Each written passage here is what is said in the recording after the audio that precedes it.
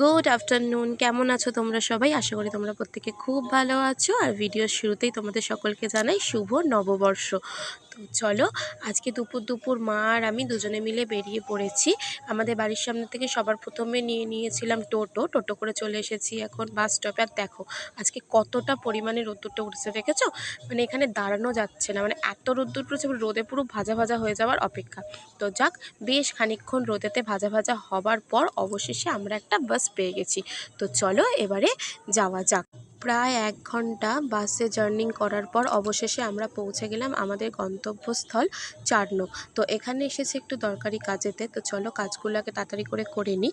আর ভিতরেতে কোনো রকম কোনো ভিডিও করা যাবে না, তাই ভিতরেতে কোনো রকম কোনো ভিডিও করতে পারিনি। তো একেবারে বাইরে বেরিয়ে আসার পরেই আমরা বাসটাও পেয়ে গেছিলাম। আর বাস পেলে কি হবে, প্রায় পুরো রাস্তাটাই আমাদের দাঁড়িয়ে আসতে হয়েছে। বাড়ির কাছাকাছি এসে অবশেষে আমরা একটুখানি বসার জায়গা পেয়েছি।